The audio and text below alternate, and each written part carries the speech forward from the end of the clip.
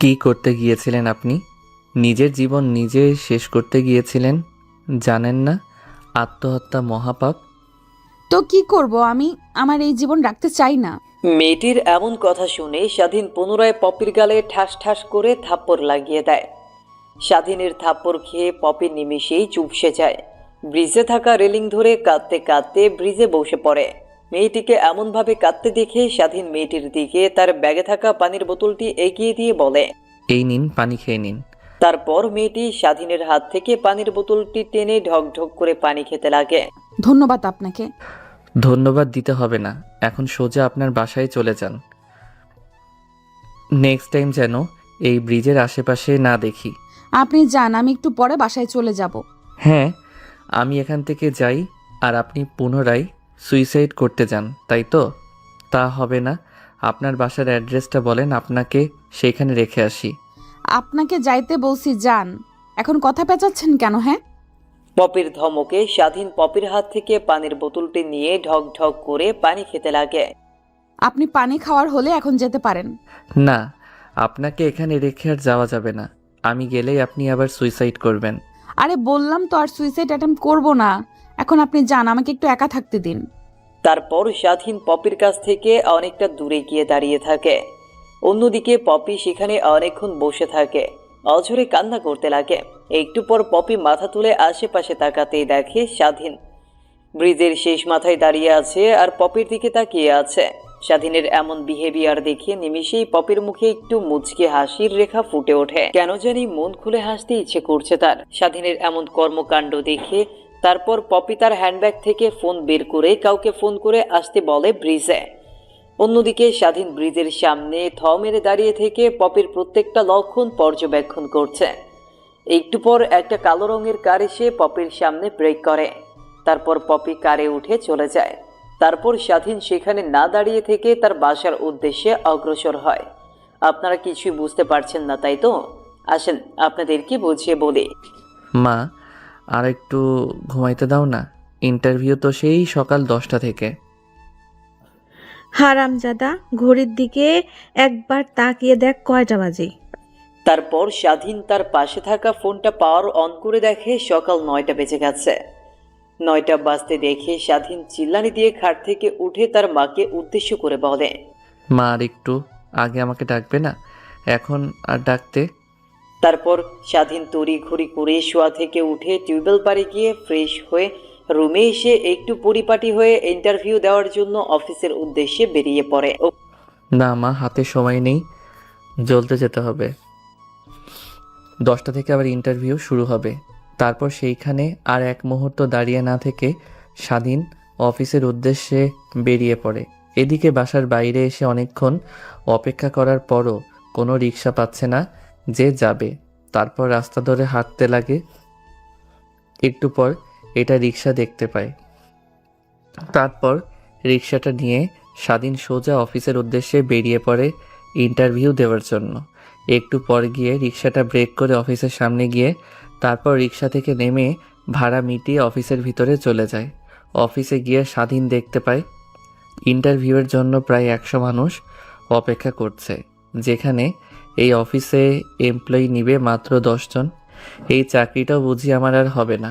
আমার থেকে কত ভালো ভালো ব্রিলিয়েন্ট লোকরা এসে ইন্টারভিউ দিচ্ছে। তারপর সবার সামনে লাইনে দাঁড়িয়ে পড়ে স্বাধীন। এক এক করে সবার ইন্টারভিউ শেষ হলে এক পর্যায়ে স্বাধীনের ইন্টারভিউ আসে। স্বাধীন ইন্টারভিউ রুমের সামনে দাঁড়িয়ে, আসতে পারি স্যার? জি আসুন। তারপর স্বাধীন গিয়ে তাদের সামনে থাকা চেয়ার টেনে বসে পড়ে। তারপর তারা স্বাধীনকে উদ্দেশ্য করে বলে, আচ্ছা, এর আগে কখনো কি কোথাও চাকরি করেছেন? না স্যার, এটাই আমার লাইফের ফার্স্ট জব হবে।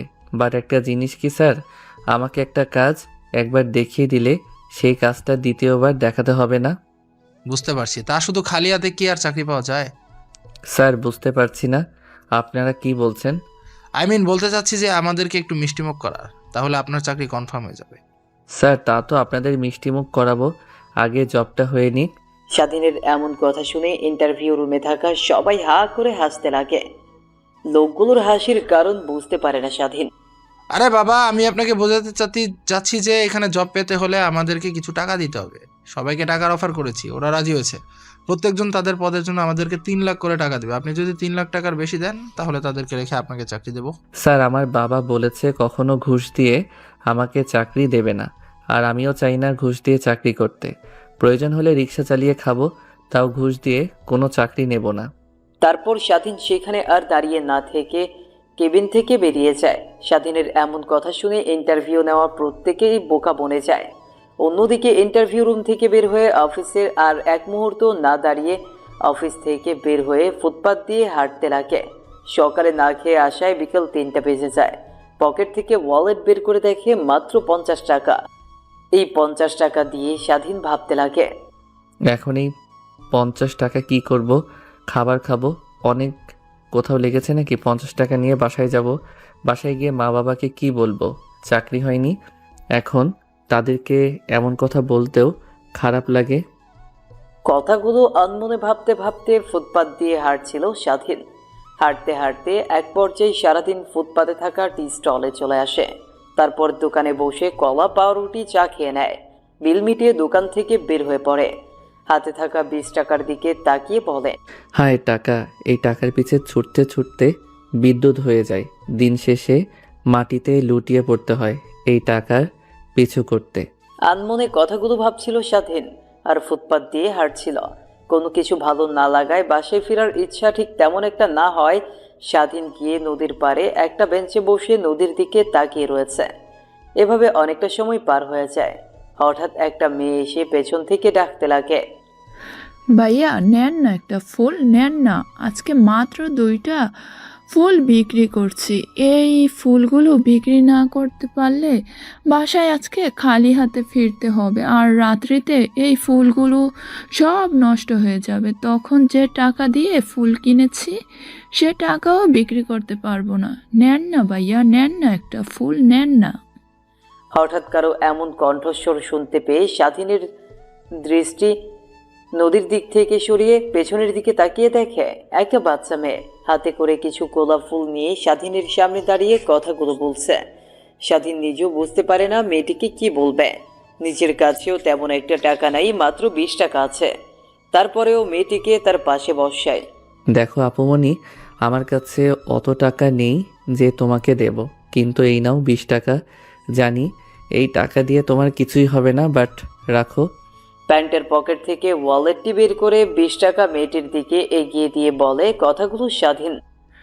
এই নাও ভাইয়া 2টা ফুল, একটা বউ 10 টাকা করে বিক্রি করি, সেখান তো 20 টাকা দিয়েছে। এই নাও 2টা ফুল। 2টা ফুল স্বাধীনের দিকে এগিয়ে দিয়ে কথাগুলো বলে ফুলি। গোমরা মুখটাই যেন হাসির আলোতে পূর্ণিমার মতো জলজল করে।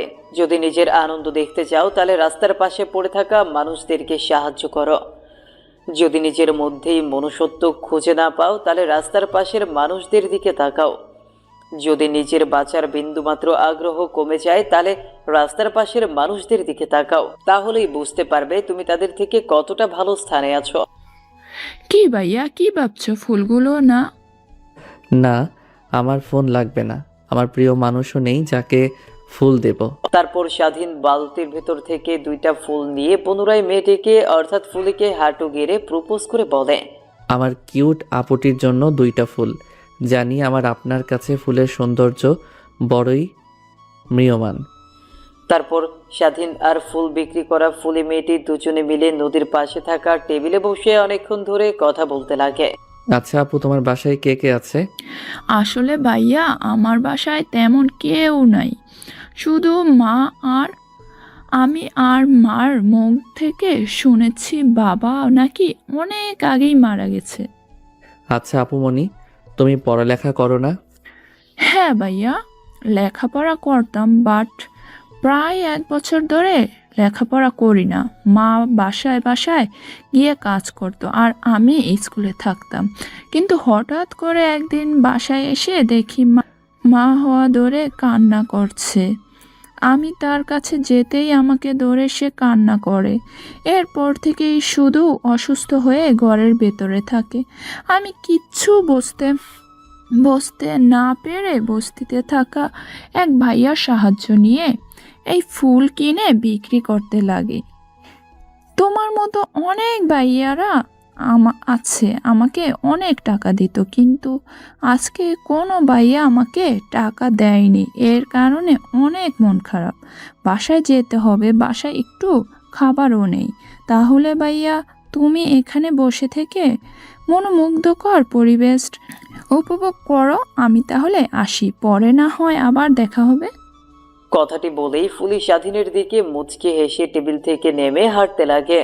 স্বাধীন অপলক দৃষ্টিতে ফুলির দিকে তাকিয়ে আছে আর মনে মনে ভাবছে, কি মায়াভরা চেহারা, অগ্নি নিক্ষেপ করা দৃষ্টি, তারপরেও মেয়েটির এমন অবস্থা। যদি কোনো একদিন সময় পাই তাহলে আমি এমন মানুষদের পাশে দাঁড়াবো। কথাটা বলেই সেই দিক থেকে দৃষ্টি সরিয়ে পুনরায় নদীর দিকে তাকিয়ে থাকে স্বাধীন। হঠাৎ স্বাধীনের নজর যায় ব্রিজের দিকে। দেখতে পায় একটা মেয়ে সুইসাইড করার জন্য রেলিংয়ের উপর দাঁড়িয়ে আছে। স্বাধীন ব্রিজের উপর ভালোভাবে লক্ষ্য করে দেখে কেউ দাঁড়িয়ে নেই। তারপর স্বাধীন সেইখানে আর এক মুহূর্ত না বসে থেকে দৌড় লাগায় ব্রিজের উদ্দেশ্যে। একটু পর ব্রিজের কাছে এসে মেয়েটিকে রেলিং থেকে নামিয়ে ঠাস ঠাস করে থাপ্পড় লাগিয়ে দেয় স্বাধীন। তারপর কি হলো তা তো আপনারা জেনেই গেছেন। স্বাধীন রাস্তা দিয়ে হাঁটছিল আর আজকের দিনে ঘটে যাওয়া সব বিষয়গুলো ভাবতে লাগে। এভাবেই কেটে যায় অনেকটা সময়। বিকেল পেরিয়ে রাত হয়ে যায়। স্বাধীনের বাসা থেকে এখনো অনেকটা দূরে রয়েছে সে। ফুটপাত দিয়ে হেঁটে যাচ্ছিল, হঠাৎ স্বাধীনকে ঘিরে ফেলে চারদিক থেকে অনেকগুলো ছেলে এসে। তোর কাছে যা আছে ভালোই ভালোই দিয়ে দে, না হলে কিন্তু আজকে তোর হবে জীবনের শেষ রাত। ছেলেগুলোর এমন কথা শুনেই স্বাধীন হা হা করে হাসতে লাগে। ফোনের দিকে ছিনতাইকারী ছেলেগুলো কিছুই বুঝতে পারে না স্বাধীনের বিষয়। তখনই স্বাধীন ছিনতাইকারীদেরকে উদ্দেশ্য করে বলে, আরে আমি এক ফকির, তোরা এসেছিস আমাকে ছিনতাই করতে। এই ফাইলটা ছাড়া আমার কাছে কিছুই নেই, খুঁজে যদি কিছু পাস নিয়ে যা তোরা। ধ্যাত, আজকে বিজনেসটাই শুরু হলো একটা ফকিরকে দিয়ে। যা শালার পো এখান থেকে ভাগ, দ্বিতীয়বারের মতো এখানে যেন না দেখি। স্বাধীন সেখানে আর এক মুহূর্ত না দাঁড়িয়ে থেকে হাঁটতে লাগে বাসার উদ্দেশ্যে। আর আনমনে ভাবে, এই একটা দুনিয়ায় কত রঙের মানুষ দেখব। কেউ আছে নিজের স্বার্থ হাসিলের উদ্দেশ্যে, কেউ আছে নিজের জীবন দিয়ে দিতে, কেউ আছে নিজের জীবনের বিনিময়ে অন্যের জীবন রক্ষা করতে। কথাগুলো ভাবতে ভাবতে পকেট থেকে ফোন বের করে পাওয়ার অন করে দেখে রাত 9টা বেজে গেছে। আশেপাশে ভালো করে তাকিয়ে বোঝার চেষ্টা করে কোথায় আছে। বুঝতে পারে বাসার অনেকটাই কাছে চলে এসেছে সে। আপনারা আবার ভাইবেন না, আমাদের নায়কের কাছে আবার অ্যান্ড্রয়েড ফোন আছে, নোকিয়া একটা ফোন আছে, তাও আজ থেকে 3 বছর। ও, আপনাদেরকে তো আমাদের নায়কের সঙ্গে পরিচয় করিয়ে দেওয়া হয়নি। এইবার আসেন, আপনাদেরকে আমাদের নায়কের সঙ্গে পরিচয় করিয়ে দিই। আমাদের নায়কের নাম স্বাধীন শেখ, বাবা মায়ের একমাত্র সন্তান বললেও চলে। ছোট্ট একটা বোন আছে যার বয়স মাত্র 3 বছর। সারাদিনে বাবার শহরে ছোট্ট একটা মুদিখানার দোকান আছে। স্বাধীনের বাবার শহরে ছোট্ট একটা মুদিখানার দোকান আছে। সেই দোকান থেকে যা উপার্জন হয় তাতে তাদের সংসার টেনে টুনে চলে যায়। আর স্বাধীনের মা একজন গৃহিণী। এবার আসেন গল্পে পড়া। আপনাদের সঙ্গে কথা বলতে বলতে নায়ক তার বাসার সামনে চলে আসে। দরজায় করাঘাত করতেই স্বাধীনের মা এসে দরজা খুলে দেয়। তারপর স্বাধীনকে উদ্দেশ্য করে বলে, এ বাবা, সেই বের হয়েছে সকাল 9টায়, আর এখন বাসায় ফিরছিস। একবারও কি ঘড়ির দিকে তাকিয়ে দেখেছিস রাত কত হয়েছে? কি খেয়েছিস না খেয়েছিস? আয়, বাড়ির বাহিরে আয়, অমনভাবে দাঁড়িয়ে থাকতে হবে না, ভেতরে। স্বাধীনের মা কথাটি বলতেই স্বাধীন সোজা বাড়ির ভেতরে প্রবেশ করে খাওয়ার টেবিলে চলে যায়। তখন স্বাধীনের মা বলে, কে বাহির থেকে ঘুরে আসলি? যা ফ্রেশ হয়ে আয়, তারপর তুমি খাবার দিও। না মা, অনেক ক্ষুধা লাগছে আমার, খেতে দাও। দিনভর না খেয়ে আছি, বিকালের দিকে চা স্টলে গিয়ে একটা কলার রুটি আর চা খেয়েছি। আচ্ছা বাবা, তুই বল, আমি এক্ষুনি তোর জন্য খাবার নিয়ে আসছি। তারপর স্বাধীন সেখানে বসে পড়ে। একটু পর স্বাধীনের মা খাবার নিয়ে এসে তার মুখের সামনে ধরে। খেয়ে নে বাবা। তা তোর আজকের ইন্টারভিউ কেমন হলো? আর বইল না যে চাকরি করতে চাই, শুধু ঘুষ। আজকে যে কোম্পানিটাতে গিয়েছিলাম, সেই কোম্পানির যারা ইন্টারভিউ নিচ্ছে তারা বলল 3 লাখ টাকা ঘুষ দিলে নাকি এই কোম্পানিতে চাকরি হবে। আর আমি কোনোভাবেই ঘুষ দিয়ে চাকরি নিব না, তুমি তা ভালো করে জানো। আমি আমার যোগ্যতাই নেব। দেখ বাবা, এর জন্য এমন মন খারাপ করে আছিস? চাকরি একটা হয়নি আর একটা হবে, আর একটা হয়নি আর একটা হবে, এভাবে একটা না একটা চাকরি তো হবেই। চাকরি না হলে তোর বাবার মতো আরও একটা মুদিখানার দোকান দিয়ে নি, তাহলেই তো হয়ে যাবে। কথাগুলো স্বাধীনকে ভাত খাইয়ে দিতে দিতে বলে স্বাধীনের মা। স্বাধীন ছোট বাচ্চার মতো পাটিতে বসে আছে আর ওর মা খাইয়ে দিচ্ছে। স্বাধীনের খাওয়া শেষ হলে ওয়াশরুমে গিয়ে ফ্রেশ হয়ে নেয়। তারপর সোজা স্বাধীন তার রুমে চলে যায়। রুমে গিয়ে স্বাধীন সোজা খাটে গিয়ে শুয়ে পড়ে। রাত অনেক হওয়াতে এপাশ ওপাশ করতে করতে ঘুমিয়ে যায়। এইভাবে কেটে যায় অনেক কয়টা দিন। কিরে বাবা, আর কত পড়বে? এই পড়ালেখা করতে করতে তো নিজের জীবন দিয়ে দিবি। এখন দেখছি যেই লেখাপড়া করে চাকরি নিতে হলে লাখ লাখ টাকা ঘুষ দিতে হয়, সেই লেখাপড়া করার থেকে না করাই ভালো। এছাড়া সে সকল কথা, তোর বাবা সেই সকালে না খেয়ে বাজারে গেছে, খাওয়ার কথা বলতেই বলল যে দুপুরে এসে খাবে। দুপুর গড়িয়ে যাচ্ছে, বাট তোর বাবার আসার কোনো নামগন্ধ নেই। জাদু, তুই বাজারে যা, দোকানে গিয়ে বয় আর তোর বাবাকে বাসায় পাঠিয়ে দে। ওকে মা, আমি এখনই যাচ্ছি। কথাটি বলেই স্বাধীন পড়ার টেবিল থেকে উঠে ওয়ার্ড্রোব থেকে একটা গেঞ্জি আর পরনের লুঙ্গি তো আছেই, সে অবস্থাতেই বাজারে যাওয়ার জন্য বাসা থেকে বের হয়। বাড়ি থেকে বের হয়ে বাজারে যাচ্ছিল রাস্তা দিয়ে হেঁটে হেঁটে। হঠাৎ রাস্তায় স্বাধীন ও তার বন্ধুর সঙ্গে দেখা হয়। কে তুই? তোকে তো এখন আর দেখা যায় না। তার সকাল সকাল বাজার দিকে যাচ্ছিস যে, কোনো কি সমস্যা হয়েছে? আরে না, কোনো সমস্যাই হয়নি। না, তার কোনো সমস্যা হয়নি। তা তুই কোথায় যাচ্ছিস? ওই দিকে? আরে আমি তো তোর কাছে যাচ্ছিলাম, বাট দেখ তোর সঙ্গে দেখা হয়ে গেল। এখন আর তোর বাসায় যাব না, বাজার দিকে যাই। চল। তারপর দুজন মিলে বাজারের দিকে অগ্রসর হয়। রাস্তায় হঠাৎ স্বাধীন সজীবকে প্রশ্ন করে, তোকে যে বলেছিলাম তোর কোম্পানিতে কখনো যদি সার্কুলার দেয় তখন আমাকে বলিস। হ্যাঁ বলেছিল, আমি তো সেই অপেক্ষা আছি কখন সার্কুলার দেবে। বেশ কিছুদিন হলো শোনা যাচ্ছে আমাদের অফিসের যে বস আছে তার মেয়ে নাকি অফিসের দায়িত্ব নেবে। তখন হয়তো বা নতুন বসের জন্য একটা পিও লাগবে। তখন সার্কুলার দিলে তুই যে ইন্টারভিউ দিস। আর তুই তো এও ভালো করে জানিস আমাদের কোম্পানিতে কোনোভাবে ঘুষ কিংবা রেকমেন্ড করলে জব হয় না। তো তুই যদি জব নিতে চাস তাহলে তোর বুদ্ধি আর পরিশ্রম দিয়ে জব নিতে হবে। আমাকে আর সেই কথা বলতে হবে না। আমার সম্পর্কে তো তুই ভালো করে জানিস। স্কুল থেকে কলেজ পর্যন্ত কখনো ফার্স্ট বয় ছাড়া লাস্ট বয় হয়নি। আর যদি হয় ইন্টারভিউর কথা, তাহলে তো তিশার মতো ইন্টারভিউ দিয়েছি। ইন্টারভিউ সম্পর্কে সব কিছু ভালোভাবেই জানি। দুজনে মিলে কথা বলতে বলতে এক পর্যায়ে তারা দুজনে চলে আসে বাজারে। বাজারের পাশে থাকা স্বাধীনের বাবার ছোট্ট একটা মুদিখানার দোকানের সামনে চলে আসে স্বাধীন আর সজীব। তখনই স্বাধীন তার বাবাকে বলল, বাবা, তুমি এখন বাসায় যাও। সেই সকালবেলা এসেছো দোকানে কিছু না খেয়ে, তাই মা তোমাকে বাসায় যাওয়ার জন্য বলল। কিছু খেয়ে না হয় আবার দোকানে চলে এসো। স্বাধীনের বাবা একজন কাস্টমারের সঙ্গে কথা বলছিল।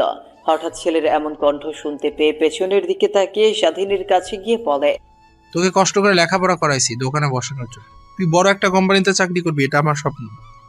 যা তুই এখন এখান থেকে, আমি হোটেল থেকে কিছু খেয়ে নেবো, তুই এখন বাসায় যা। না বাবা, না খেয়ে থাকতে থাকতে নিজের কি হাল করেছো দেখেছো একবার? আর হোটেলের খাবার তোমাকে খেতে হবে না, এখন বাসায় যাবে। আমি বলেছি মানে বলেছি, যাও। তারপর স্বাধীনের অনেক জোরাজুরিতে স্বাধীনের বাবা বাসায় চলে যায়। অন্যদিকে স্বাধীন মনোযোগ দিয়ে দোকানদারি করতে থাকে। তখনই হঠাৎ করে সজীব স্বাধীনকে বলে, কিরে, তোর আর মারিয়ার সম্পর্ক এখন কেমন চলছে? সজীবের এমন প্রশ্ন শুনে স্বাধীন হতভম্ব হয়ে যায়। স্বাধীন ভীতু ভীতু কণ্ঠে সজীবকে বলে, কি কি বলি তুই? মারিয়ার সঙ্গে আমার সম্পর্ক মানে? অভিনয় করতে হবে না, আমরা সব জানি, শুধু তোকে বলিনি। জানিস মানে? কি জানিস তুই? তুই আর মারিয়া যে একে অপরকে ভালোবাসিস তা আমি ভালো করে জানি। অনেকদিন আগে মারিয়া আমার কাছ থেকে তোর নাম্বার চেয়েছিল। আমি অনেকটা অবাক হয়েছি, কিন্তু তখন আমি দিয়ে দেই। পরক্ষণ আমি একদিন যখন তোদের দুজনকে বালুচরে দেখলাম তখন বুঝতে পারি তোদের মধ্যে কিছু না কিছু চলছে। বালুর চর মানে কি বলছিস তুই এইগুলো? আমি জানি তুই ভালো অভিনয় করতে পারিস। ছোটবেলায় স্কুলে অভিনয় করে কতবার ফার্স্ট হয়েছিলি তাকে আমি জানি না? তো এখন তো বড় হয়েছিস, অন্তত পক্ষে এখন তো ভালো হ। ও, আপনারা কিছুই বুঝতে পারছেন না তাই তো? আসেন আপনাদেরকে সব বুঝিয়ে বলি। আসলে মারিয়া হচ্ছে এই গ্রামের চেয়ারম্যানের মেয়ে। স্বাধীন আর মারিয়া দুজন একই কলেজে পড়তো। স্বাধীন আর মারিয়া দুজনেই ছিল লেখাপড়ার দিক দিয়ে অনেকটাই বেস্ট। তার জন্য দুজনের মধ্যে দ্বন্দ্ব হতো কে কার আগে রোল থাকবে। একবার যদি স্বাধীনের এক রোল হতো, পরের বার মারিয়ার, পরের বার স্বাধীনের, এরকম হতো। এমন দ্বন্দ্বের মাঝে দুজন একে অপরকে কখন ভালোবেসে ফেলে নিজেরাও জানে না। মুখ ফসকে একদিন মারিয়া স্বাধীনকে প্রপোজ করে ফেলে। স্বাধীনও তার প্রপোজ অ্যাকসেপ্ট করে নেয়। শেষে এগিয়ে চলতে লাগে তাদের ভালোবাসা। কিন্তু তারা এই প্রতিজ্ঞা করে যে কেউ কখনো কাউকে বলবে না তাদের ভালোবাসার কথা। এইবার আসেন গল্পে ফেরা যাক। হায় রে মারিয়া, আমি একে অপরকে অনেক ভালোবাসি। আচ্ছা, তোরা দুজন কতদিন ধরে রিলেশনে রয়েছিস? প্রায় 3 বছর হবে। এর মধ্যে কি তোর একবারও মনে হয়নি যে মারিয়া তোর সঙ্গে প্রতারণা করছে? কি? আমি বলতে চাচ্ছি যে তোর কি একবারও মনে হয়নি যে মারিয়া তোর সঙ্গে গেম খেলছে? কি বলছিস এইগুলা আবল তাবল কথা? আচ্ছা, বাদ দে সেসব কথা। তুই কি জানিস মারিয়া বিয়ে ঠিক হয়েছে? কি বলিস তুই এগুলো আবল তাবল কথা? ওর বিয়ে ঠিক হবে আর আমি জানতে পারবো না? সচিবের কথা শুনে স্বাধীন বাকরুদ্ধ হয়ে পড়ে। নিজের কানকে যেন নিজেই বিশ্বাস করতে পারে না। যাকে নিজের জীবনের থেকে বেশি ভালোবেসেছে তার বিয়ে হয়ে যাচ্ছে অন্যজনের সঙ্গে। তারপর স্বাধীন তার হাতে থাকা ফোনটি বের করে মারিয়ার নাম্বারে ফোন করে। কিন্তু বারবার মেইলি কণ্ঠে একটা কথাই ভেসে আসছে, আপনার অ্যাকাউন্টে পর্যাপ্ত পরিমাণ ব্যালেন্স নেই, দয়া করে রিসার্চ করুন। স্বাধীনের অনেক রাগ হতে থাকে আর আনমনেই বলে, শালার কি একটা জীবন! আমার কথা বলার মতো পর্যন্ত আমার ফোনে টাকা নেই। স্বাধীন কেমন চিন্তিত হয়ে ফোন চাপতে দেখে সজীব তার দিকে এগিয়ে এসে বলে, কিরে, কি হয়েছে? ফোনে টাকা নেই বুঝি? এই নে আমার ফোন। আর ফোনের টাকা থেকে কি হবে? তোর নাম্বার তো নিশ্চয়ই ব্ল্যাক লিস্টে ফেলে দিয়েছে। এর থেকে আমার নাম্বারটা দিয়ে কল দে, দেখবি তাও হয়তো রিসিভ করতে পারে। তারপর সজীবের হাত থেকে ফোনটি নিয়ে নাম্বার তুলে কল করে। প্রথমবার ফোন করায় কেউ কল রিসিভ করে না, দ্বিতীয়বার ফোন করলে কেউ রিসিভ করে, তৃতীয়বারের বার ফোন রিসিভ করে ওই পাশ থেকে মেইলি কণ্ঠ বলে, হ্যালো, কে বলছেন? আর এতবার ফোন দিচ্ছেন কেন? দেখছেন না ফোন ধরছি না, নিশ্চয়ই বিজি আছি। আমি স্বাধীন। ফোনের ওই পাশ থেকে স্বাধীন নামটি শুনে মারিয়া অবাক হয়ে যায়। নাম্বারটি ভালো করে চেক দিয়ে ফোনটা আবার কানের কাছে ধরে বলে, স্বাধীন মানে? আর তোর এই নাম্বার? নাম্বারটা আমার না, সজীবের। আর তুমি আমাকে তুই মুই করে বলছো কেন? ও সরি, তুই করে বলেতে। তো গরিবের বাচ্চা গরিব, তোকে কি বলবো আমি? 3 বেলা তো ঠিক মতো খেতেও পারিস না, 1 বছর ধরে ঘুরছিস চাকরির পেছনে, কিন্তু চাকরিও পাচ্ছিস না। তোকে তুই করে বলবো না তো স্যার বলে ডাকবো? তুমি আজ আমাকে এমন কথা বলতে পারলে? হ্যাঁ, পারবো না কেন? তুই কি এমন যে তোকে তুই করে বলতে পারবো না? আমি তোমার কি হই তুমি জানো? দেখ, যা হওয়ার হয়ে গেছে। নেক্সট টাইম থেকে আমাকে আর ফোন করবি না। আর হ্যাঁ, একটা কথা, ব্রেকআপ।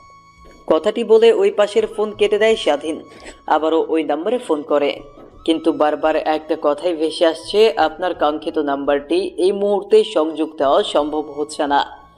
স্বাধীন থ মেরে সেখানে দাঁড়িয়ে আছে, যেন সে একটা ঘোরের ভেতরে আছে। সময় ফুরিয়ে গেলে ঘোরও ফুরিয়ে যাবে। তখন পাশ থেকে সজীব স্বাধীনকে আশ্বাস দেয়, যা হওয়ার হয়ে গেছে। ওই ছেলে একটা ছলনাময়ী, তো ওর কথা আর ভাবিস না। নিজেকে নতুন করে প্রস্তুত কর। ওর সামনে এমনভাবে দাঁড়াবি যাতে ও তোকে দেখে জ্বলে, নিজেও যেন বুঝতে না পারে যে কি হারিয়ে ফেলেছে। সজীবের এমন কথায় স্বাধীন একটু সাহস ফিরে পায়। সজীবের ফোনটা ওর দিকে এগিয়ে দিয়ে বলে, আচ্ছা, তুই বাসায় যাবি? না, বাসায় যাব না। বাসায় গিয়ে কি করব? সেই ঘুমাতে হবে নিশ্চয়ই, কাজ করতে হবে। এর থেকে এখানে বসে আড্ডা দিই দুজন মিলে, তো মনটা একটু ফ্রেশ হবে, আমারও ভালো লাগবে। তারপর স্বাধীন আর মুস্তাফিজুর দুজন মিলে দোকানে বেচাকেনা করতে লাগে আর কথা বলতে লাগে।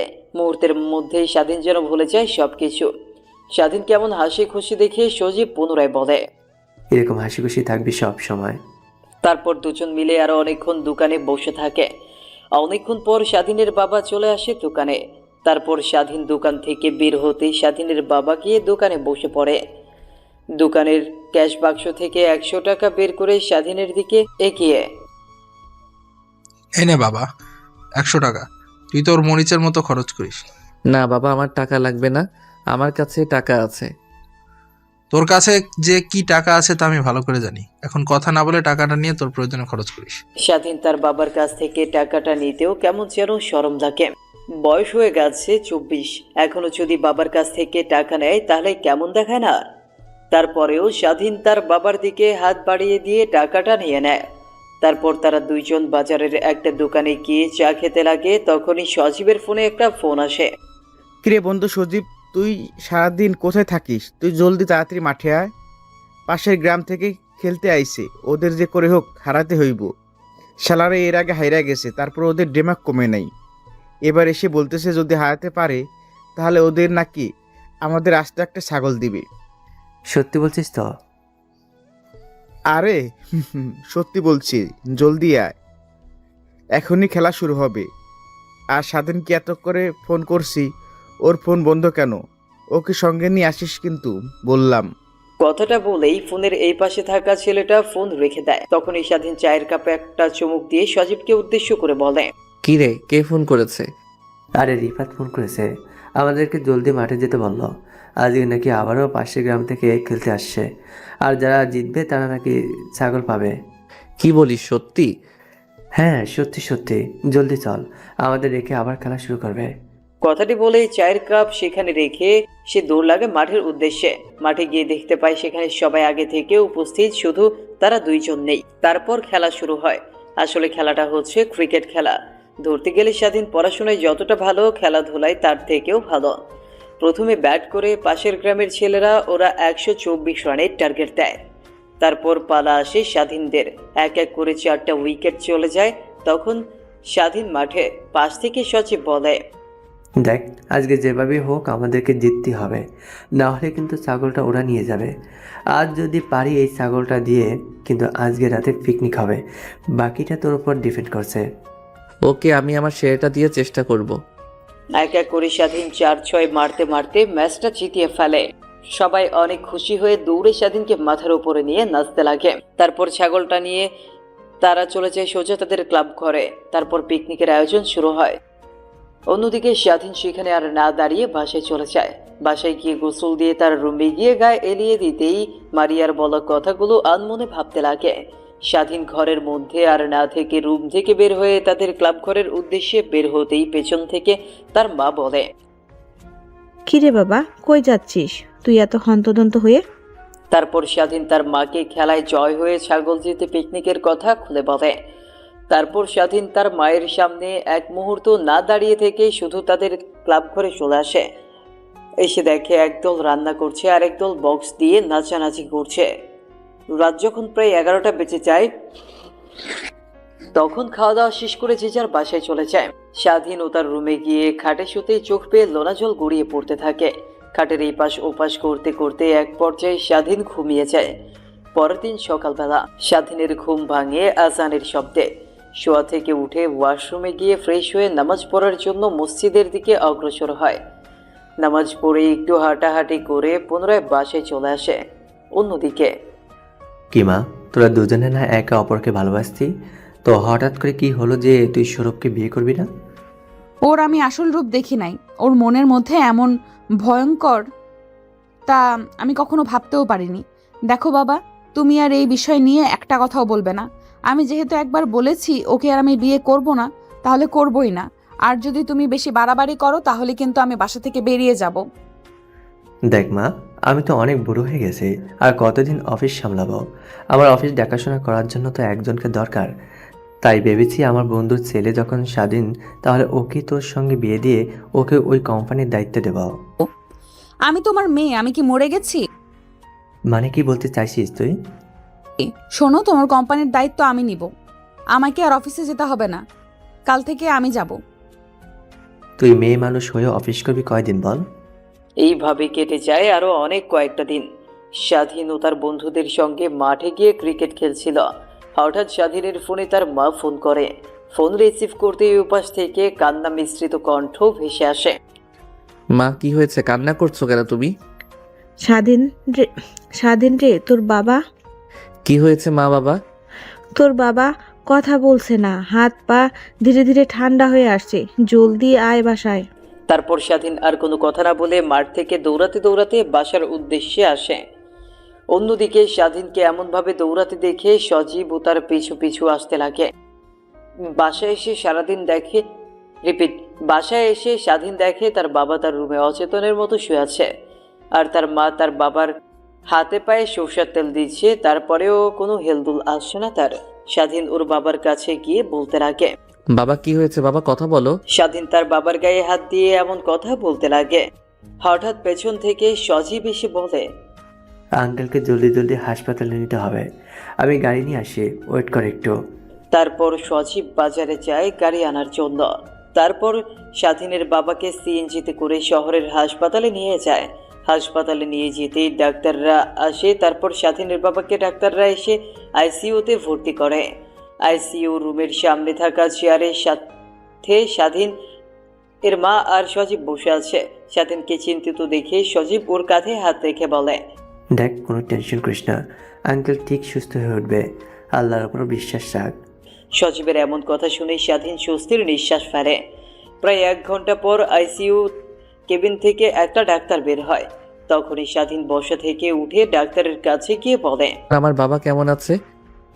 দেখো বাবা, তোমার বাবাকে সময় মতো আনতে পেরেছে, এজন্যই বেঁচে গেছে। হয়তো উনি আর বেশি দিন বাঁচবেন না।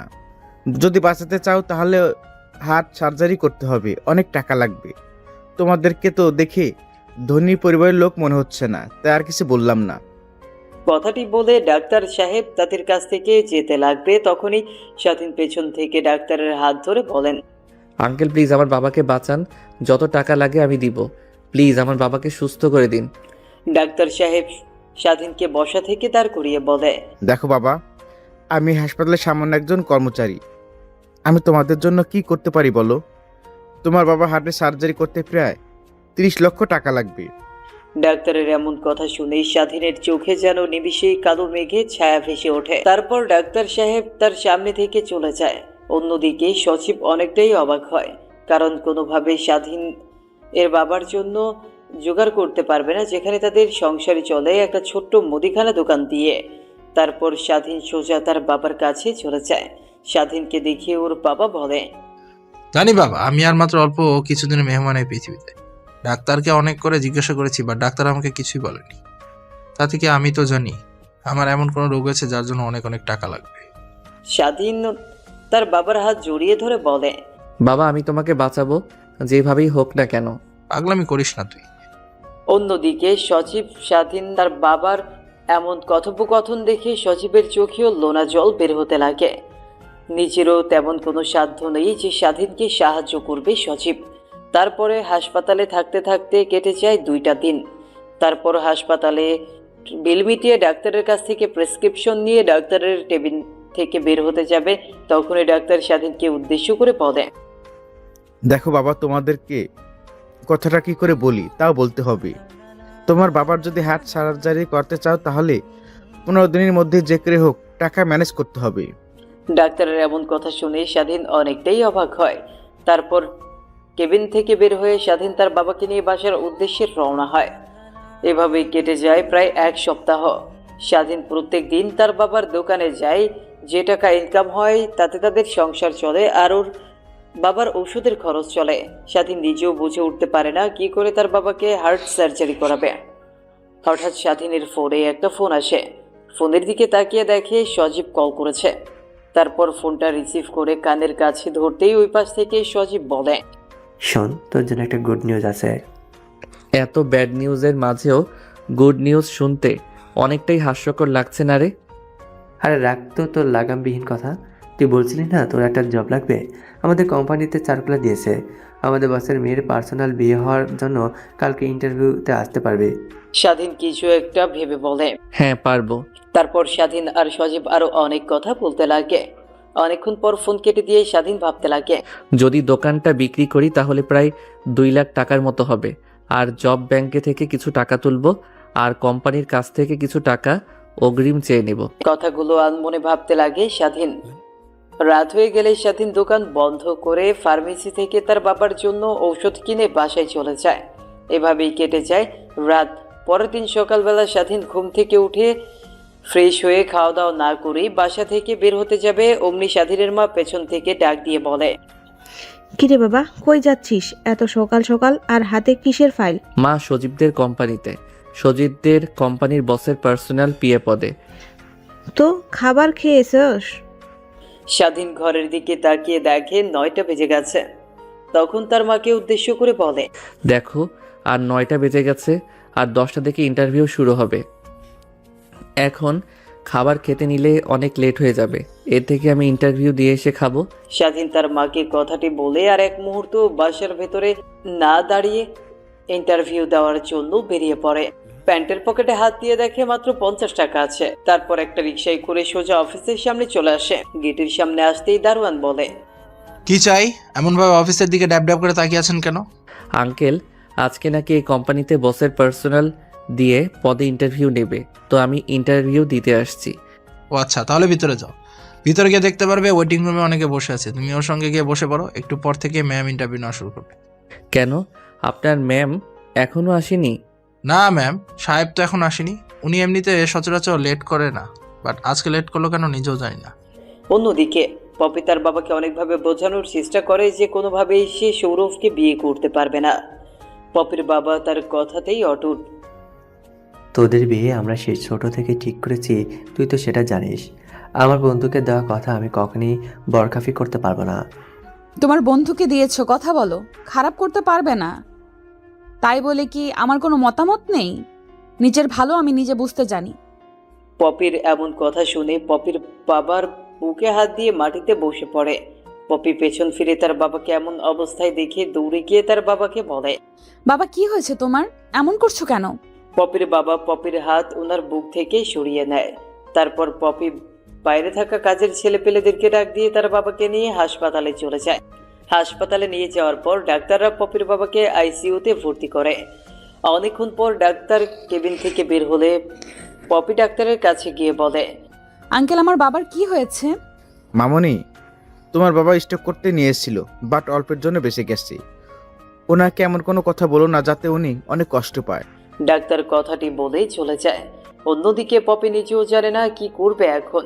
জেনে শুনে তো কখনো ভুল মানুষকে বিয়ে করা যায় না, আবার বাবার কথার ওপরেও কথা বলতে পারছে না। পপি যেন দোটানায় ভুগছে। তারপর পপি সোজা তার বাবার কেবিনে ঢুকে পড়ে। পপিকে দেখে তার বাবা অন্য পাশে মুখ ঘুরিয়ে নেয়। তারপর পপি তার বাবার পাশে গিয়ে চেয়ারে বসে তার বাবার হাত চেপে ধরে বলে, বাবা, আমি জানি তুমি কখনো আমার খারাপ চাইবে না। তুমি নিজেও জানো সৌরভ কত খারাপ একটা ছেলে। সৌরভ আমাকে ফোন করে সব কথা খুলে বলেছে, তোর আর ওর মধ্যে যে ভুল বোঝাবুঝি হয়েছে। পপির আর বোঝার বাকি রইল না যে সৌরভ আগে থেকেই তার বাবাকে ভুল বুঝিয়ে রেখেছে। এখন হাজারবার তার বাবাকে বোঝালেও তার বাবা বুঝতে চেষ্টা করবে না। তখনই পপি তার বাবাকে বলে, বাবা, আমি অন্য আরেকজনকে ভালোবাসি, আর ওকে আমি অনেক আগে থেকেই ভালোবাসি। তোমার মন রক্ষার্থে আমি সৌরভকে ভালোবাসি কথাটা বলেছিলাম। পপির মুখ থেকে এমন কথা শুনে পপির বাবা অবাক হয়ে যায়। পপির দিকে বড় বড় চোখ করে তাকিয়ে বলে, ছেলেটাকে কি করে ওর বাবা, কি করে ওর বংশীয় পরিচয়টাই বানকে। আমি ভালোবেসেছিলাম ওর সরল মন মানসিকতা দেখে। ওর বংশ পরিচয় কি করে কিছুই জানি না। তুই এখনও ওই ছেলেটাকে ফোন করবি আর এখানে আসতে বলবি।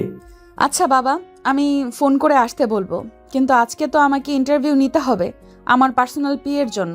আমি ইন্টারভিউ দিয়ে আসার সময় নিয়ে আসব। তারপর পপি ওর বাবার সঙ্গে আরো অনেক কথা বলে কেবিন থেকে বেরিয়ে যায়। তারপর হসপিটালে আর এক মুহূর্ত না দাঁড়িয়ে ডাইরেক্ট গাড়ি নিয়ে বেরিয়ে পড়ে তার অফিসের উদ্দেশ্যে। অন্যদিকে স্বাধীন বসার রুমে গিয়ে ইন্টারভিউয়ের জন্য অনেকক্ষণ অপেক্ষা করতে লাগে, কিন্তু অফিসের বসের আসার কোনো নামগন্ধই নেই। তখনই স্বাধীনের সামনে দিয়ে একটা মেয়ে ইন্টারভিউ রুমে চলে যায়। স্বাধীন তো মেয়েটিকে দেখে অবাক হয়ে যায়। তারপর এক এক করে সবার ইন্টারভিউ নিতে লাগে। সামান্য একটা পিএ পদে চাকরি নেওয়ার জন্য প্রায় 100 জনের ওপরে ছেলে এসে ইন্টারভিউ দেওয়ার জন্য। দেখতে দেখতে একটা সময় স্বাধীনের ইন্টারভিউ সিরিয়াল চলে আসে। তারপর স্বাধীন কেবিনের সামনে, মি কামিন স্যার? হ্যাঁ, আসুন। তারপর স্বাধীন গিয়ে পপির সামনের চেয়ারে বসে পড়ে। পপি মুখ তুলে তাকিয়ে স্বাধীনকে দেখে তো অবাক হয়ে যায়। নিমিষেই নিজেকে সামলে নিয়ে, ও আপনি? তা আপনার এই জবটা কেন দরকার? আসলে আমার বাবা অনেক অসুস্থ আর প্রায় অনেক দিন ধরে আমি জব করছি, বাট কোনো জব পাচ্ছি না। বাবার চিকিৎসার জন্য হলেও আমার চাকরিটা প্রয়োজন। তখনই পপির মাথায় একটা দুষ্টু চিন্তার আবির্ভাব হয়। ও আচ্ছা, এই ব্যাপার। তা আপনার বাবার কি অসুখ হয়েছে বলা যাবে কি? হার্ট সার্জারি করতে হবে, অনেক টাকা লাগবে। আপনি এ সকল বিষয় শুনে কি করবেন? কিছু না, বাট আমি যদি আপনাকে আপনার বাবার চিকিৎসার সব খরচ দেই তাহলে কি আপনি আমার কথা মতো চলতে পারবেন? পপির এমন কথা শুনে স্বাধীন যেন নিজের কানকে নিজেই বিশ্বাস করতে পারছে না। জি হ্যাঁ, আপনি যা বলবেন আমি তাই করব। আমাকে বিয়ে করতে হবে, তাও মাত্র 2 বছরের জন্য, কিন্তু কখনোই আপনি আমার কাছ থেকে স্ত্রীর মর্যাদা পাবেন না। স্বাধীন আগে থেকেই ভেবেছিল এমন কিছু একটাই বলবে। স্বাধীন নির্দ্বিধায় রাজি হয়ে যায়। আচ্ছা, আমি ম্যানেজারকে বলবো আপনার যত টাকা লাগে তত টাকা দিয়ে দিবে, বাট এখন আমার সঙ্গে একটা জায়গায় যেতে হবে, আর আমি যা যা শিখিয়ে দেব আপনাকে তাই করতে হবে। কথাটি বলে পপি পিয়নকে ডাক দেয়। মা ডেকেছো? হাট দেখেছি, 2 বছরের একটা এগ্রিমেন্ট নিয়ে আসেন, আর সেইটাতে যেন উল্লেখ থাকে বিয়ের কথা। কি বলছো মা? বুঝতে পারেননি। 2 বছরের একটা এগ্রিমেন্ট নিয়ে আসেন যেখানে বিয়ের কথা উল্লেখ থাকবে। আর হ্যাঁ, আর একটা কথা, এটা যেন বাবা কোনোভাবে জানতে না পারে। আচ্ছা মা। পপির এমন কথা শুনে পিয়ন ওর দিকে ড্যাব ড্যাব করে তাকিয়ে থাকে। তারপর পিয়ন কেবিন থেকে চলে যায়। স্বাধীন পপিকে প্রশ্ন করে, আচ্ছা, আমাকে বিয়েই বান করবেন কেন 2 বছরের জন্য? পপি ল্যাপটপে কাজ করছিল। হঠাৎ এমন প্রশ্ন শুনে স্বাধীনের দিকে এর রাগী দৃষ্টিতে তাকিয়ে বলে, আপনি শোনেন, আজকে যা বলেন এরপর থেকে কখনোই আমাকে আমার পার্সোনাল লাইফ নিয়ে প্রশ্ন করবেন না। ধরতে গেলে আমি আপনার বাবার চিকিৎসার বিনিময়ে আপনাকে 2 বছরের জন্য কিনে নিচ্ছি। আমি যখন যা বলবো তখন তাই করবেন, আর আমার কথার বাহিরে একটা কথাও বলবেন না। কথাটি বলে পুনরায় পপি মনোযোগ দেয় তার ল্যাপটপে কাজ করার দিকে। একটু পর পিয়ন হাতে করে একটা এগ্রিমেন্ট নিয়ে আসে। তারপর স্বাধীন এগ্রিমেন্টটা ভালোভাবে পড়ে দেখে যে পপির বলা কথাগুলো এগ্রিমেন্টে লেখা আছে। তারপর স্বাধীন এগ্রিমেন্টে সই করে দেয়। তখনই পিয়ন পপিকে উদ্দেশ্য করে বলে, আচ্ছা মা, বাইরে থাকা ছেলেটাকে এখন কি করব? ওদেরকে বলেন আমার পার্সোনাল পিএ পেয়ে গেছি, এখন ওনারা যেতে পারে। কথাটি বলে পুনরায় পপি মনোযোগ দেয় ল্যাপটপের উদ্দেশ্যে। অন্যদিকে পিয়নও বাইরে বের হয়ে সবাইকে চলে যেতে বলে। আর স্বাধীন পপির সামনের চেয়ারে বসে আছে। পপিকে কিছু প্রশ্ন করবে সেই সাহসও হচ্ছে না। এই অল্প কিছুক্ষণেই বুঝে গেছে পপি অনেক রাগী একটা মেয়ে। তারপর স্বাধীন ছোট্ট বাচ্চার মতো সেইখানে বসে আছে। কাজের ফাঁকে ফাঁকে এক পলক করে পপি স্বাধীনকে দেখে আর মুচকি মুচকি হাসে। স্বাধীনের ওইদিকে কোনো ভ্রুক্ষেপই নেই। অনেকটা সময় পার হয়ে যাওয়ার পর পপি ওর কেবিন থেকে উঠে টেবিলের ওপরে থাকা কফির মগটা হাতে নিয়ে এক চুমুক দিয়ে জানলা দিয়ে বাইরে তাকিয়ে স্বাধীনকে উদ্দেশ্য করে বলে, এই পৃথিবীতে কতই না আজব মানুষ আছে, তাই না? যাদের কখনো চেহারা দেখে বিবেচনা করা যায় না। আর মানুষও এই পৃথিবীতে জন্ম নিলে এমন মানুষের সঙ্গে অনেকবার দেখা হয়, শুধু তার চেহারাটা মনে রাখতে হয়। মনোযোগ দিয়ে স্বাধীন পপির বলা কথাগুলো শুনছে।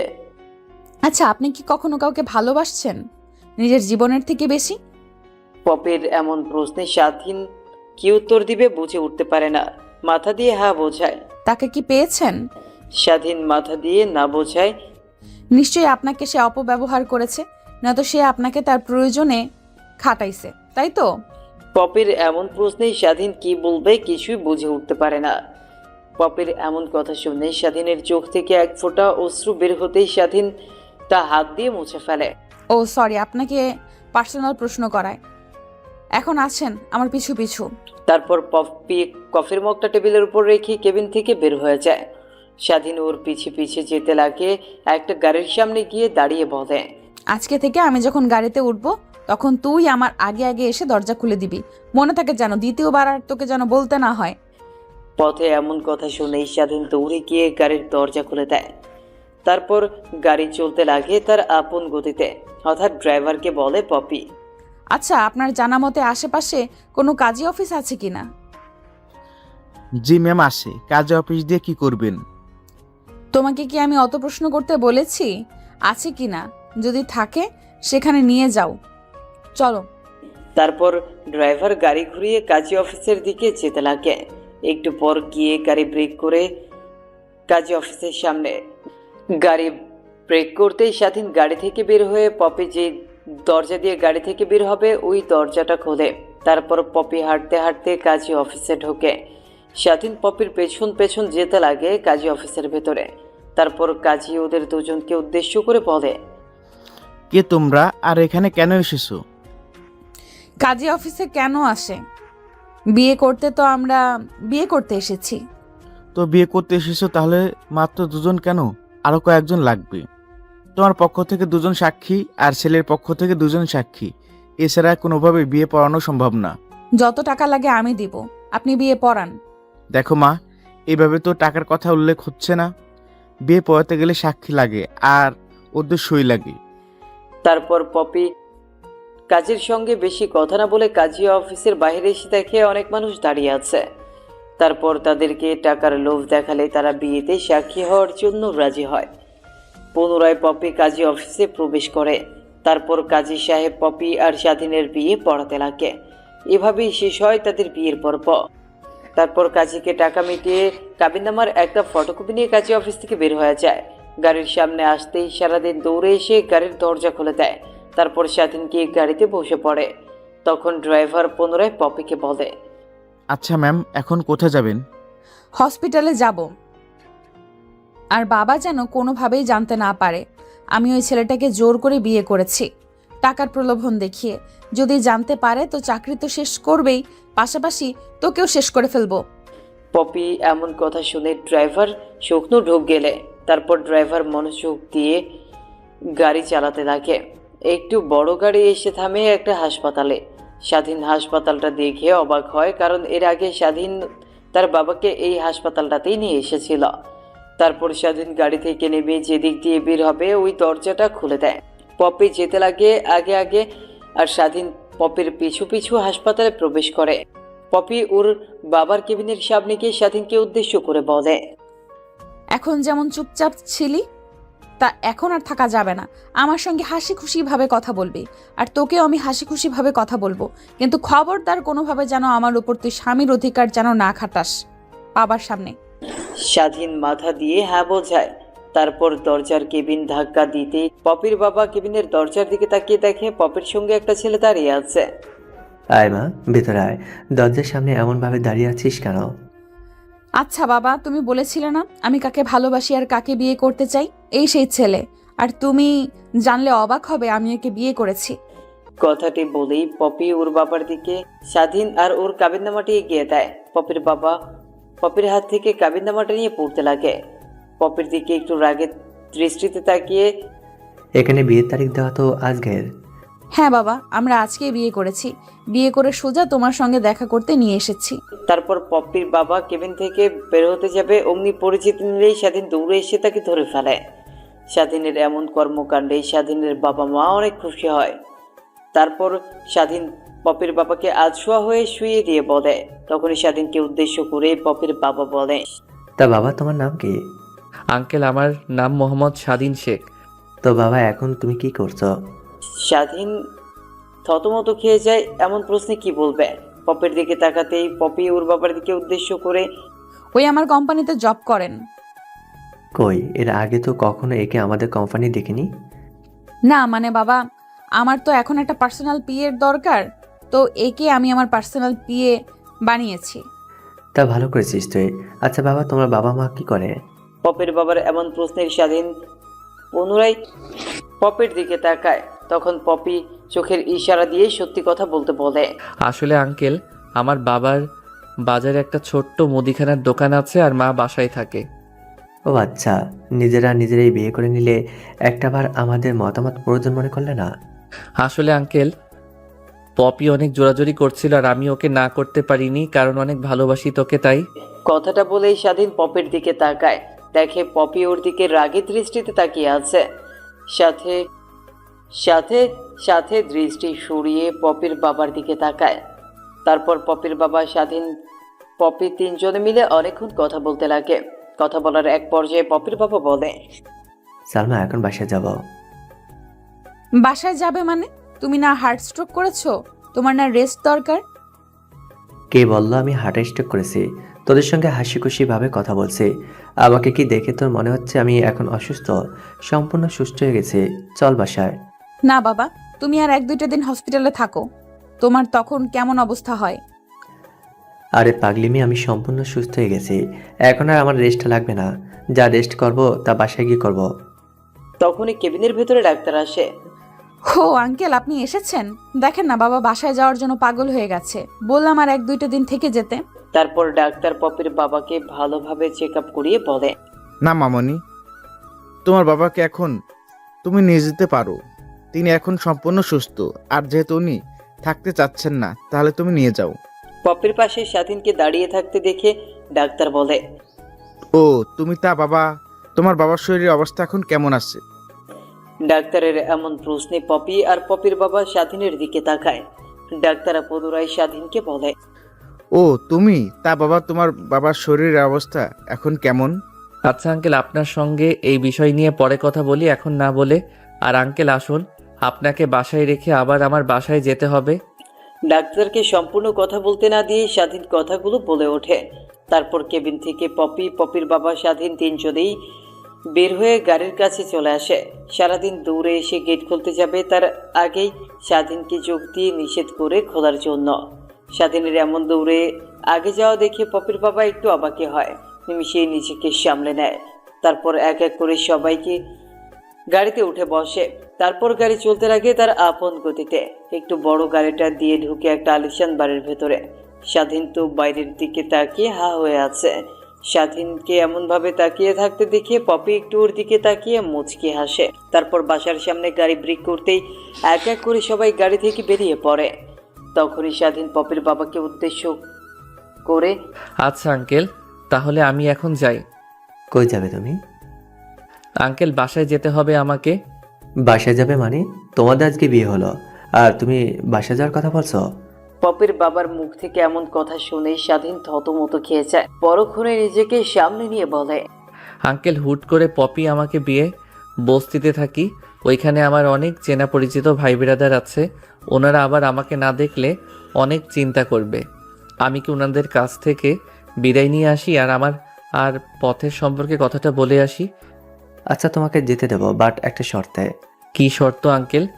শর্ত নাম্বার 1, আজ থেকে আমাকে বাবা বলে ডাকতে হবে, আর আঙ্কেল বলা যাবে না। আচ্ছা আঙ্কেল। ও সরি বাবা। কথাটা বলেই স্বাধীন বাসার বাইরে চলে আসে।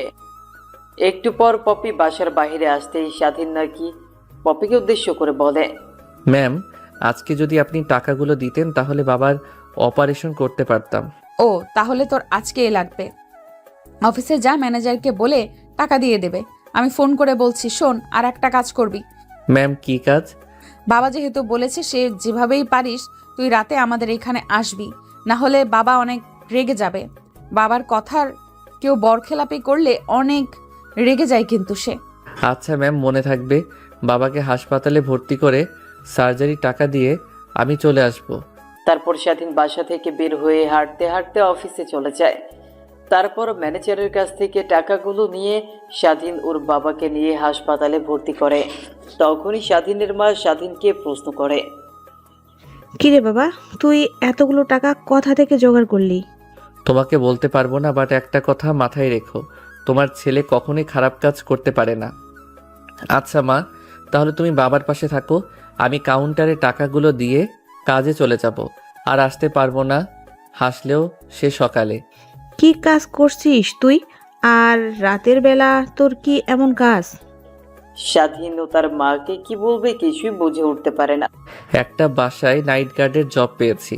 ওই বাসার মালকিনরা আমাকে এত টাকা দিয়েছে 2 বছরের চুক্তিতে ওনাদের বাসায় পার্মানেন্ট নাইট গার্ডের জব করতে হবে।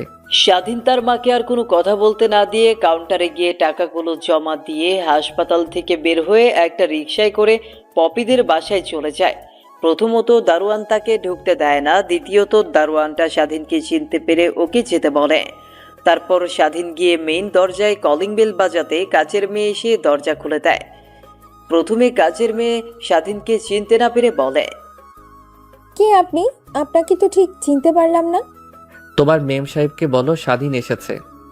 আচ্ছা, আপনি ওখানে ওয়েট করেন, আমি ম্যাডামের কাছ থেকে পারমিশন নিয়ে আসি। তারপর কাজের মেয়ে স্বাধীনের কাছ থেকে চলে যায়। পপিকে গিয়ে বললে পপি স্বাধীনকে বাড়ির ভেতরে আসতে বলে, সঙ্গে এও বলে যে তার সঙ্গে পপির বিয়ে হয়েছে। দৌড়ে এসে কাজের মেয়েটি দরজা খুলে বলে, সরি স্যার, আমি চিনতে পারিনি। আর আপনি বলবেন না যে আপনি পপি ম্যাডামের হাজবেন্ড? তারপর স্বাধীন সেখানে আর এক মুহূর্ত দাঁড়িয়ে কাজের মেয়েটি স্বাধীনকে বসার রুম দেখিয়ে দিলে স্বাধীন গিয়ে বসার রুমে বসে পড়ে। একটু পর পপির বাবা এসে বসার রুমে বসে তাদের সঙ্গে আড্ডা দিতে লাগে। বুঝতে পারে যে সে একজন অনেক ভালো মনের মানুষ। উপর দিয়ে দেখলে মনে হয় অনেক রাগী মানুষ, বাট ভেতর থেকে অনেক ভালো মনের মানুষ। পপির বাবার সঙ্গে কথা বলতে বলতে রাত কোথা দিয়ে 11টা পার হয়ে যায়, সেদিকে কোনো ভ্রুক্ষেপই নেই। হঠাৎ পপির বাবা তার ঘরের দিকে তাকিয়ে বলে, বাবা রাত 10টা বেজে গেল, যাও তোমরা দুজনে এখন তোমাদের রুমে চলে যাও। তারপর পপি স্বাধীন দুজনে পপির বাবার কাছ থেকে বিদায় জানিয়ে রুমে চলে যায়। স্বাধীন পপির রুমে ঢুকতেই অবাক হয়ে যায়। রুমের দেয়ালের চারপাশটা কি সুন্দরভাবে পরিপাটিভাবে সাজানো। স্বাধীনকে এমন আহাম্মগের ন্যায় তাকিয়ে থাকতে দেখে পপি বলে, কিরে এমন ভাবে তাকিয়ে আছিস যে এর আগে কখনোই এত সুন্দর রূপ দেখিসনি, তাই তো? পপির কথা শুনে স্বাধীন রুমের দিক থেকে দৃষ্টি সরিয়ে খাটের দিকে তাকিয়ে দেখে ফুল দিয়ে সুন্দরভাবে সাজানো। পপি খাটটা ফুল দিয়ে সাজানো দেখে অনেক রেগে যায়। দৌড়ে গিয়ে ফুলগুলো এক এক করে ছিঁড়তে লাগে। পুরো খাটের ফুলগুলো এলোমেলো করে ফেলেছে সে। স্বাধীন সেখানে অনেকক্ষণ দাঁড়িয়ে থাকতে লাগে। স্বাধীনকে অমনভাবে দাঁড়িয়ে থাকতে দেখে পপি বলে, এই নিয়ে বালিশ আর এই নে নিচে বিছানা পেতে ঘুমিয়ে নে। কথাটি বলে স্বাধীনের দিকে একটা বালিশ আর কাঁথা ঢিল মেরে বলে। স্বাধীন কাঁথা নিচে পেরে বালিশ নিয়ে ঘুমিয়ে পড়ে। অন্যদিকে পপিও ঘুমিয়ে পড়ে। পরের দিন সকাল, স্বাধীনের ঘুম ভাঙে আজানের শব্দে। তার বাবার এখন কি অবস্থা? রাত 1টার দিকে তার বাবার অপারেশন হওয়ার কথা ছিল, কিন্তু সে কিছুই জানে না এখন পর্যন্ত। তারপর ওয়াশরুমে গিয়ে ফ্রেশ হয়ে মসজিদে না গিয়ে ঘরের মধ্যে নামাজ পড়তে লাগে স্বাধীন। নামাজের শব্দে এক পর্যায়ে পপির ঘুম ভেঙে যায়।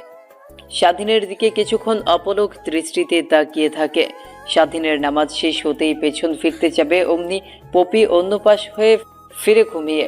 স্বাধীন পপির রুম থেকে বের হয়ে বাইরে এসে দেখে পপির বাবা বসার রুমে বসে চা খাচ্ছে আর টিভিতে খবর দেখছে। স্বাধীনকে দেখতে পেয়ে পপির বাবা বলে, আসো বাবা আসো, তা এত সকাল সকাল ঘুম ভাঙলো যে তোমার? না মানে আঙ্কেল, ঘুম থেকে আরও অনেক আগেই উঠেছি, নামাজ পড়ে বের হয়ে আসে। ও আচ্ছা, আমাকে বলতে দুজনে একসঙ্গে নামাজ পড়তে যেতাম। না আঙ্কেল, সরি বাবা, এখানে তো মসজিদ চেনার উপায়, রুমের মধ্যে নামাজ পড়েছে। তারপর স্বাধীন আর পপির বাবা দুজনে মিলে আরো অনেক কথা বলতে লাগে। পপির বাবার সঙ্গে কথা বলছে। স্বাধীনের এদিকে কোনো হেল তোলে নেই, মন পড়ে আছে সে হাসপাতালের বেডে বাবার কাছে।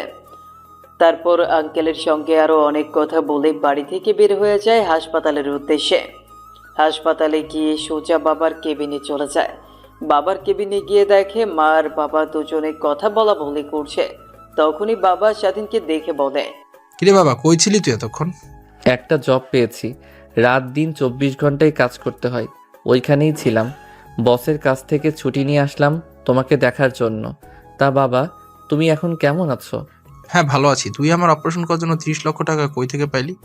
প্লিজ বাবা, আমাকে এমন প্রশ্ন করো না, আমি বলতে পারবো না তোমাদেরকে, সময় হলে তখন না হয় বলবো। স্বাধীনের মা, আমি তোমাকে বললাম না আমার ছেলে কখনোই খারাপ কোনো কাজ করে টাকা আনবে না? তারপর স্বাধীন পাশ থেকে আরও একটা চেয়ার টেনে তার মা বাবার কাছে এসে বসে কথা বলতে লাগে। কথা বলতে বলতে প্রায় অনেকটা সময় পার হয়ে যায়। প্যান্টের পকেট থেকে বাটন ফোনটি বের করে দেখে 9টা বেজে গেছে। তারপর স্বাধীন তার বাবা মার কাছ থেকে বিদায় নিয়ে হাসপাতাল থেকে বের হয়ে পপিদের বাসার উদ্দেশ্যে রওনা হয়। অন্যদিকে বাবা বাবা, স্বাধীন কই? ওকে তো দেখছি না। কিরে, নিজের বরকে দেখি এক মুহূর্তে নিজের চোখে আড়াল করতে পারিস না? দেখো বাবা, মস্করা করো না, ওই কই গেছে এত সকাল সকাল? আরে বাসার বাইরে গেছে, একটু পর চলে আসবে। এত টেনশন করছিস কেন বল? অফিসে যেতে হবে, অফিসের সময় ঘনিয়ে আসছে, আর ওর আসার কোনো নামগন্ধই নেই। তখনই দরজার সামনে এসে কলিং বেল বাজায় স্বাধীন। পপিকে দরজা খুলে দিয়ে স্বাধীনের দিকে অগ্নি দৃষ্টি নিক্ষেপ করে বলে, কই গিয়েছিলিস তুই এত সকাল সকাল? স্বাধীন উকিল দিয়ে দেখে পপির বাবা বসে আছে। তারপর ধীরে ধীরে পপিকে বলে, ম্যাম, আপনি টাকা দেওয়ার পর সঙ্গে সঙ্গে বাবাকে হাসপাতালে ভর্তি করে সার্জারি করার জন্য। বাবার রাত 1টায় সার্জারি হয়েছে, তাই সকাল সকাল দেখতে গিয়েছিলাম। ও আচ্ছা, এই ব্যাপার। যা জলদি রেডি হয়ে নে, অফিসের উদ্দেশ্যে বের হব। ম্যাম, আমার তো জামা কাপড় কিছুই নেই, কি পরে যাব এখন অফিসে? বাবা মার্কেট থেকে তোর জন্য জামা কাপড় নিয়ে এসেছে, যা গিয়ে আমার ঘরে নিয়ে গিয়ে দেখ। তারপর স্বাধীন পপির সঙ্গে আর কোনো বাড়তি কথা না বলে পপির রুমে গিয়ে দেখে নতুন নতুন জামা কাপড় সোফার উপরে রেখে দেওয়া। তারপর স্বাধীন একটা প্যান্ট আর টি শার্ট নিয়ে ওয়াশরুমে চলে যায়। তারপর সেগুলো পরে ওয়াশরুম থেকে বের হয়ে শার্ট আর প্যান্ট পরে নেয়। ইন করে স্বাধীন আয়নার সামনে দাঁড়িয়ে থেকে নিজেকে পরিপাটি করছিল, তখনই পপি পেছন থেকে বলে, কিরে, এত সুন্দর করে সাজছিস যে এখন তো দেখে সবাই মনে করবে তুই বস আর আমি কাজের মেয়ে। পপির এমন প্রশ্নে কি উত্তর দিবে কিছুই বুঝে উঠতে পারে না স্বাধীন। পেছন ফিরে তাকাতেই পপি স্বাধীনের দিকে মায়াভরা দৃষ্টিতে কিছুক্ষণ তাকিয়ে থাকে। হঠাৎ পপির ফোন আসাতে ধ্যান ভাঙে তার। তারপর এক মুহূর্ত পপির সামনে আর না দাঁড়িয়ে থেকে রুম থেকে বের হয়ে যায় স্বাধীন। তারপর স্বাধীন সোজা নিচে চলে আসে। স্বাধীনকে দেখতে পেয়ে পপির বাবা খাবার টেবিলে বসিয়ে ডাকতে লাগে। তারপর স্বাধীন গিয়ে পপির বাবার পাশের চেয়ার টেনে বসে পড়ে। পপির আসার অপেক্ষা করতে লাগে।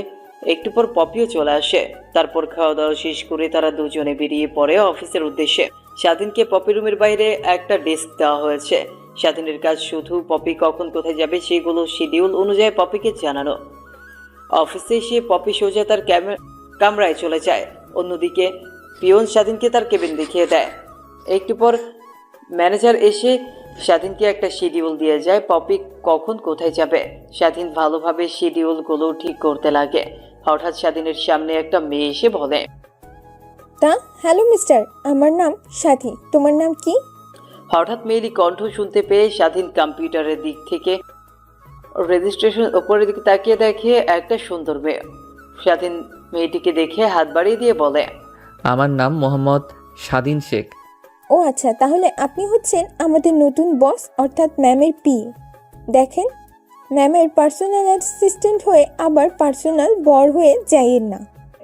কথাটি বলেই মেয়েটি খিলখিলিয়ে হাসতে লাগে। মেয়েটির কথা শুনে স্বাধীনও হাসতে লাগে। অন্যদিকে পপি তার কেবিন থেকে সিসিটিভির মাধ্যমে স্বাধীন আর সাথীর কথোপকথনগুলো না শোনা গেলেও তাদের ভাবভঙ্গিগুলো দেখা যাচ্ছিল, যা মোটেও পপির ভালো লাগেনি। তখনই পপি আনমনে বলে, সেদিন তুই কেন বাঁচাতে গেলি? কেন আবার তোর সঙ্গে দেখা হলো? নিজের জীবন দিয়ে দিতাম, কোনো কষ্ট ছিল না।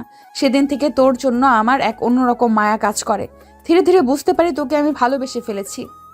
কত না খুঁজলাম, কিন্তু তোর কোনো হদিশ পাইলাম না। দেখ, ভাগ্যে লেখা থাকলে যা হয়। ঠিক আমার কোম্পানিতে ইন্টারভিউতে আসলি, আর তোকে আপন করে নিলাম। এখন শুধু আমার মনের কথাগুলো তোকে বলার বাকি রইল।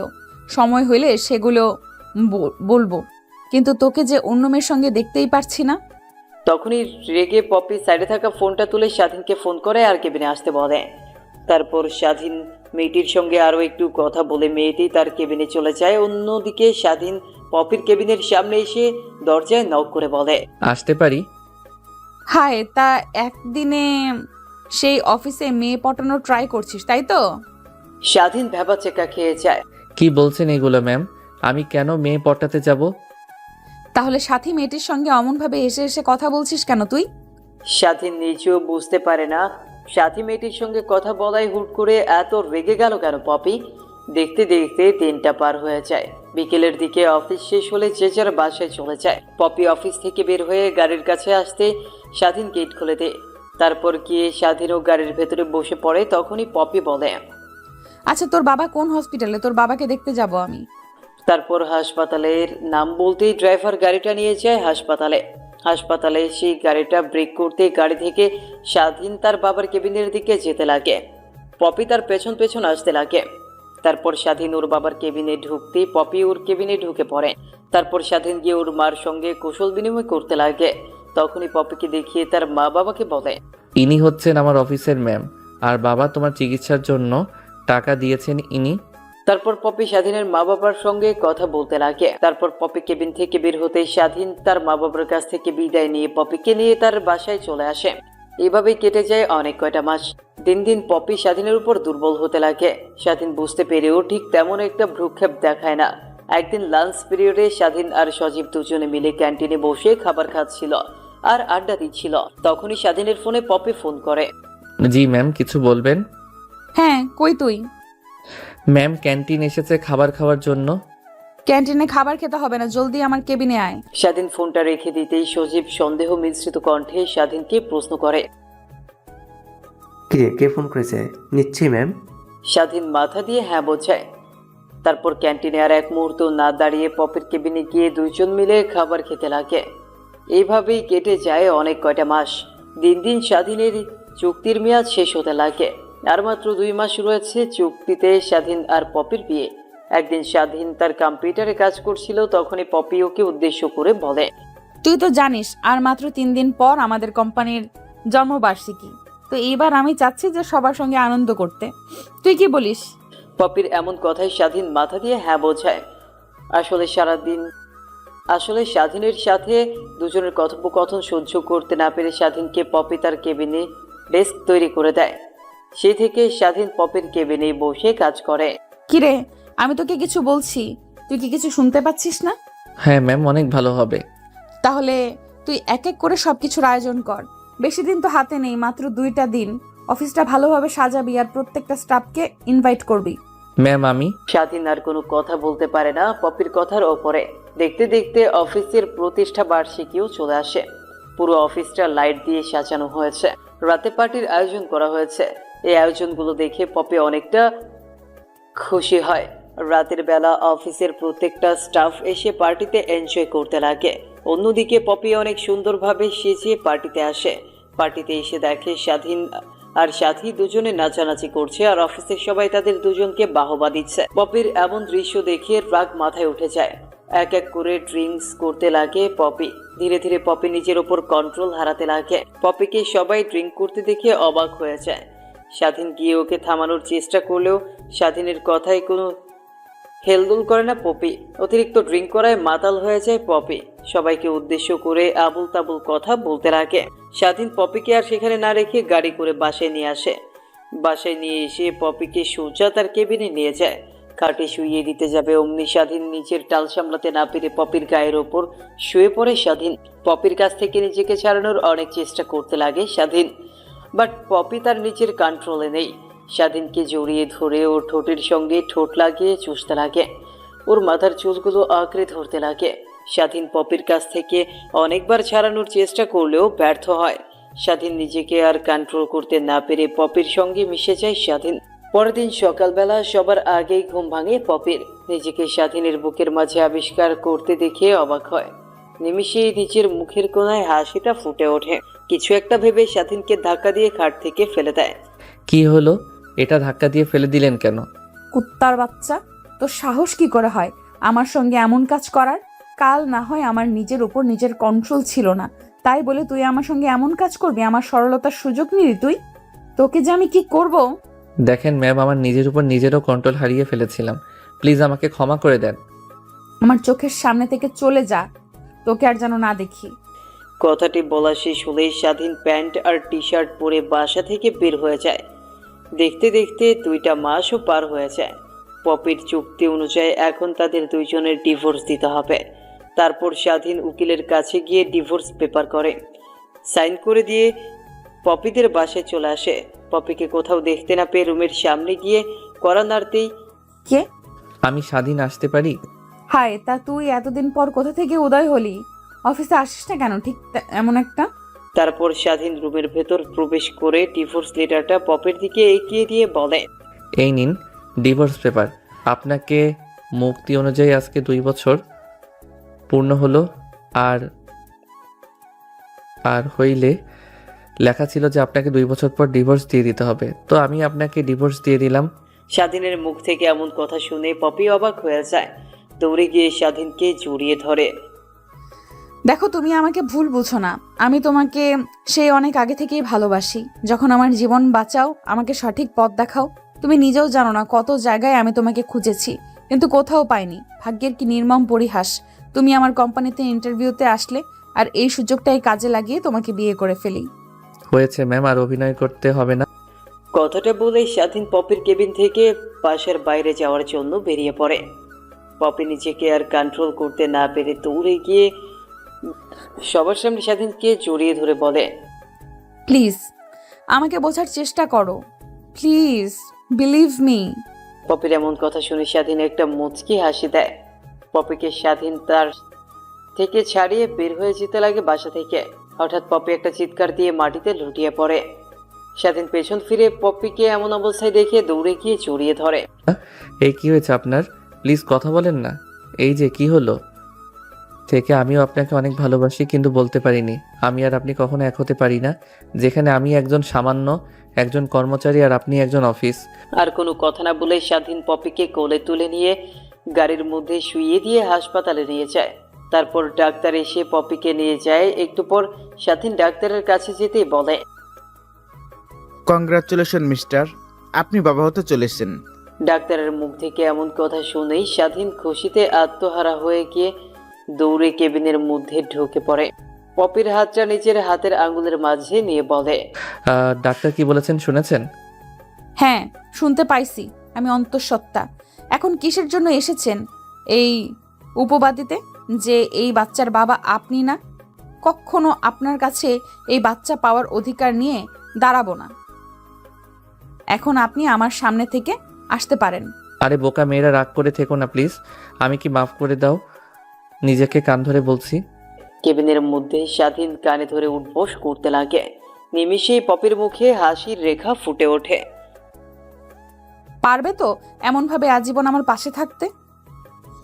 আজীবন কেন, হাজার হাজার বছর যদি বাঁচি, হাজার হাজার বছর তোমার পাশে এমনভাবে থাকবো। কথাটি বলে পপিকে স্বাধীন জড়িয়ে ধরে।